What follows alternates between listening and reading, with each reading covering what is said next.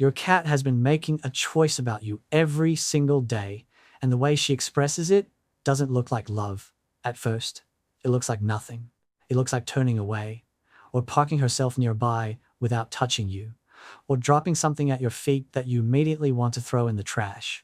But what researchers now understand about these specific behaviors is that cats reserve them exclusively for one person, and the reason why comes down to something far deeper than preference. It comes down to survival instinct being overridden by trust. That distinction matters more than most owners ever realize.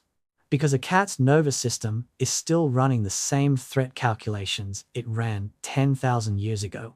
And when she chooses to override those calculations for you specifically, she's not being affectionate the way we use that word casually. She's being vulnerable in the most literal biological sense of the word. Here's what most people assume about cat love: that it's quieter than it actually is, that cats tolerate their owners rather than bond with them, that the connection is softer somehow, more optional compared to what you'd experience with a dog. That story is so widespread that most cat owners have simply accepted it. What behavioral science actually shows is the opposite. A cat's attachment behaviors are tied to the same neurological systems as feline survival instincts. When she reserves a specific behavior for one person, not the household, not the family generally, but one specific person, what she's doing is neurologically indistinguishable from what she does with the cats she trusts with her life, not metaphorically. That is literally the mechanism. The reason most owners miss this isn't a failure of attention. It's that they've been given the wrong frame for what cat love looks like. And that wrong frame means that for years, sometimes for a cat's entire life, the signals were landing and nobody was reading them. Before we get into the 6 behaviors on this list, there's one of them we'll get to near the end that I want you to keep in mind. It's the one most owners accidentally respond to in a way that makes their cat feel genuinely rejected. They don't mean to. They don't know they're doing it. But understanding what this particular behavior actually means and what not to do in the moment it happens might be the single most important piece of information in this entire video. We'll get there. But first, the one that surprises people most. 1. The back turn. In a moment, I'm going to tell you exactly what it means when your cat closes her eyes and faces away from you. But here's the part most people never stop to think about. The back is where a predator strikes first. In the wild, no animal exposes its spine to something it doesn't fully trust. Not under ambiguous circumstances. Not when there's any doubt at all. That's not a learned behavior. It's hardwired. It's the kind of instinct that doesn't get reasoned away. Your cat carries those instincts with her every single day, whether she lives in a city, apartment, or a farmhouse. She might eat from a ceramic bowl and sleep on a heated mat, but her nervous system is still running the same survival calculations it always has. Those calculations tell her, on a level she doesn't consciously choose, to keep potential threats in her line of sight. Strangers get the sideways glance. Unfamiliar sounds get the swiveling ear. A new person in the house will find that she never quite turns her back on them, not fully, not until she's had enough time to build a baseline of certainty that they're not a threat. But with you, she turns around completely. She faces away, closes her eyes, and exposes the one part of her body she's biologically programmed to protect. Most people read this as their cat ignoring them. She's checked out, doing her own thing. Classic cat behavior. Here's what's actually happening. She's telling you without a word, without a gesture, without any outward sign at all, that nothing bad can happen to her while you're present. That is not indifference. That is one of the most complete declarations of safety one living creature can make to another. In cat language, the back turn is closer to "I love you" than almost anything else she could physically do. To your cat, this is the highest trust resting position she's capable of taking in your presence. And here's what makes this even more striking. Think about how many times she's done this without you knowing what it meant. Every quiet evening on the couch, every time she settled near you and faced the wall, every single time she fell asleep with her spine towards you. She wasn't checking out, she was checking in. She was telling you she felt completely safe. And most owners go years, sometimes their cat's entire life, never understanding what they were being shown in those moments. The back turn was always a gift. You just didn't have the translation yet. 2. Scratch theater. Here's something most people don't realize. When your cat scratches directly in front of you and makes eye contact while doing it, she's not being random. She's not bored. She's making an announcement, and she's making it specifically for you. Cats scratch for 3 reasons: to maintain their claws, to stretch their muscles, and to mark territory. That third one is what matters here. Embedded in your cat's paw pads are scent glands. When she scratches a surface, she deposits her scent invisible to you, completely legible to her. She's leaving a marker that says, "This space belongs to me." But here's what most people miss entirely. Cats only mark spaces they consider theirs, and they only include individuals they consider part of their world in that marking territory. When she scratches in front of you while looking directly at you, she isn't just marking the couch, she's marking you into her world. You're not a bystander in her space. You're claimed by it. She has drawn a boundary around what matters to her and placed you inside it. Think about that for a second. She doesn't do this in front of strangers. She doesn't make eye contact with house guests and then drag her claws dramatically down the doorframe. The eye contact during the scratch is the tell. That's her making sure you're witnessing the whole announcement. She wants you to know. This goes back to how cats in the wild use scent marking as a form of social signaling with the specific individuals they accept into their inner circle. Even though your cat has been domesticated, that same instinct is at work. She's telling you, in the most ancient language she has, that you are part of the same world she protects. That is not a small thing. 3. The body block. Stay with me here, because what I'm about to tell you about this behavior is the part most owners never find out, and it completely reframes what's been happening every time you've stepped over your cat to get somewhere. You get up to go to the kitchen. She's already there. You step around her. She repositions. You move toward the other room. Somehow she's already in the doorway. She's in your way, consistently and specifically, and you've probably chalked it up to cats just being cats. Here's what was actually happening.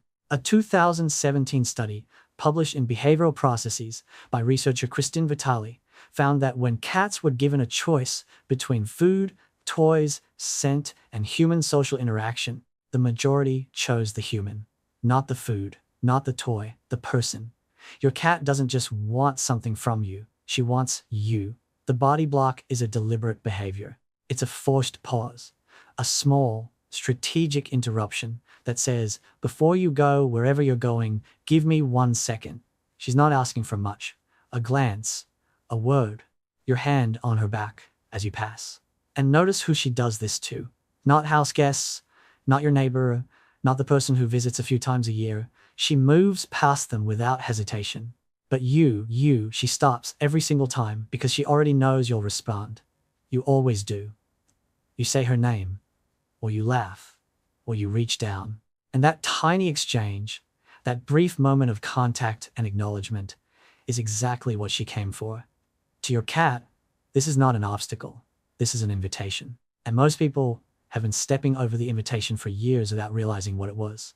And hey, if this is starting to make you see your cat differently, hit subscribe. Every video on this channel is built around helping cat owners understand what their cats have actually been trying to say. It's the best way to help other owners find this too. Now, here's something worth holding on to as we move further into this list. A lot of owners describe a version of the same experience. Their cat seems close to them, stays nearby, positions herself in the same room, but she doesn't push for physical contact. She doesn't seem needy, she just stays. And so the owner begins to wonder whether the cat actually cares or whether she's just there. That question is more common than most people realize.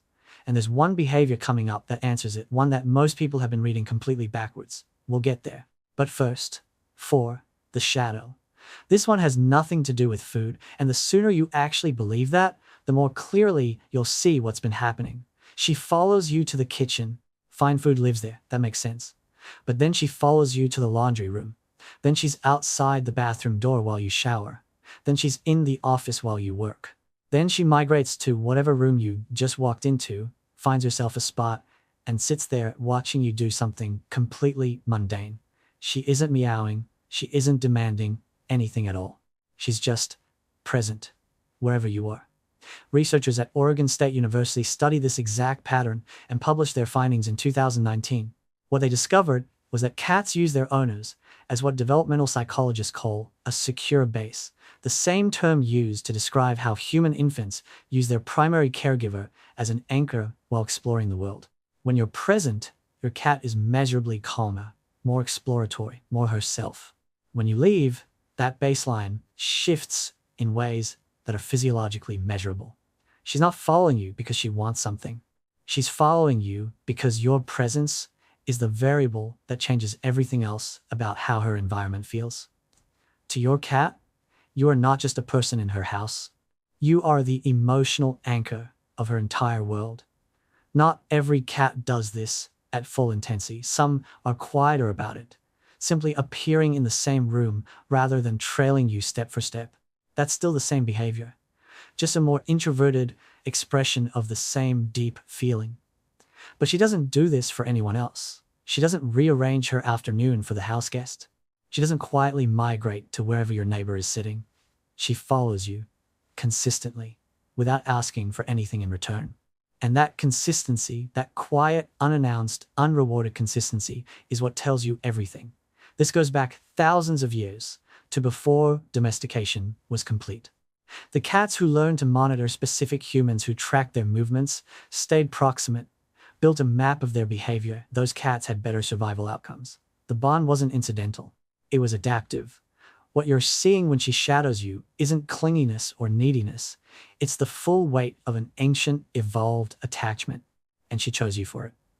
5. The offering. Remember earlier when I said there was one behavior on this list that most owners accidentally respond to in a way that makes their cat feel rejected? This is it. Your cat brings you something. Maybe it's a dead mouse. Maybe it's a half-alive cricket that she's deeply proud of. Maybe it's a leaf she dragged in, a hair tie she found somewhere, a sock pulled directly from the laundry basket. She drops it at your feet. She looks up at you. She waits. And your instinct, most people's instinct, is to recoil, to push it away, to remove it immediately, right in front of her. That instinct is completely understandable, and it is the worst thing you can do in that moment. Here's what's actually happening. According to research on maternal feline behavior from the University of Paris-Saclay, this behavior traces directly back to what mother cats do in the wild. Mother cats bring prey to their kittens, not just to feed them, but to teach them how survival works. Adult cats in the wild share food only with members of their innermost circle, the ones they trust completely, the ones they consider family. Here's the part that should make you pause for a moment. Your cat has evaluated your hunting abilities, and she is genuinely concerned. She has watched you come and go from this place, apparently without catching a single thing, and she has decided that you need help. She is trying to provide for you out of love, out of actual care for your survival and well-being. She doesn't do this for people she merely tolerates. She doesn't bring offerings to the stranger or the occasional visitor. This is reserved exclusively for the one person she considers her own. To your cat, this is not a gross impulse or an instinct misfiring. This is the highest expression of care she is biologically capable of showing. She is treating you the way a mother cat treats the creature she loves most in the world. And when you recoil and dispose of it immediately, right in front of her, what she experiences is rejection. Her care was refused, her contribution wasn't received. And while she won't carry a grudge the way a human might, that signal lands somewhere real. So here's what you do instead. When it happens, and it will happen, look at her. Actually look at her. Say something kind. Let her feel that the gesture was received, that it mattered, that you understood what she was doing. Then, after she's walked away satisfied, handle it however you need to. The offering is not a problem to manage. It is love in the most complete form she knows how to give it.